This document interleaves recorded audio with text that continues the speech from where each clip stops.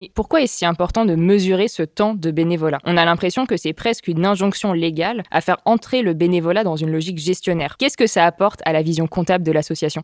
Résumerai en 4 points. Pour moi, il y a le premier aspect qui est l'aspect citoyen et politique. Le fait de reconnaître le bénévolat comme une contribution aux associations, à la société et reconnaître l'implication individuelle en soi, je trouve que c'est une forme de reconnaissance forte. Aujourd'hui, on parle de modèles même socio-économiques. C'est-à-dire on ne s'arrête pas uniquement à comptabiliser le chiffre d'affaires, les ventes, les cotisations, les subventions. On va aller chercher les dimensions partenariales, c'est-à-dire la capacité à co-créer des projets, des activités, à mobiliser des ressources, et la dimension RH. Et notamment, dedans, on y retrouve le volontariat, le mécénat de compétences et le bénévolat. Voilà, il n'y a pas que le salariat qu'on met dans les dépenses d'exploitation. Donc ça, c'est aussi une forme de reconnaissance de cette typologie de ressources socio-économiques. Ensuite, on a les dimensions, comme tu as déjà, fiscales. Pourquoi? Question entre la lucrativité ou la non-lucrativité. Parce qu'en général, une association est non lucrative au sens juridique, mais fiscalement, elle peut avoir des activités qui sont lucratives, c'est-à-dire concurrentielles.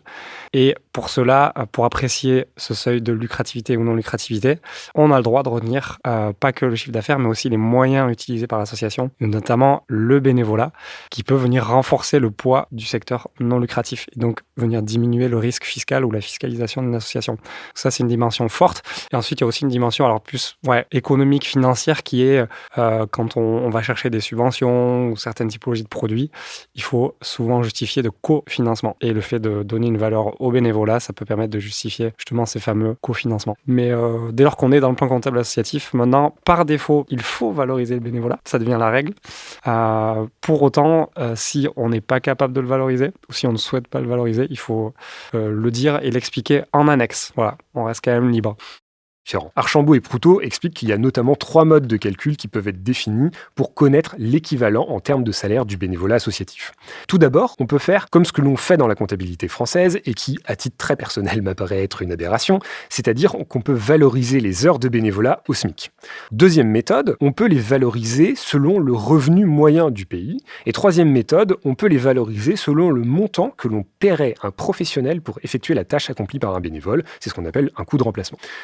Moi, j'avoue, je suis plutôt partisan de calculer le coût global, brut et cotisation, et sortir de la logique du SMIC qui nous précarise beaucoup. Pour moi, est un choix de gestion qui a une dimension politique forte aussi, qui renvoie une image de la considération aussi du travail. Justement, le bénévolat n'est pas du travail, c'est une contribution, mais en tout cas des contributions du temps passé. Donc c'est un choix fort en termes d'image aussi. Je trouve qu'il faut qu'on a tout intérêt à envoyer une image valorisante.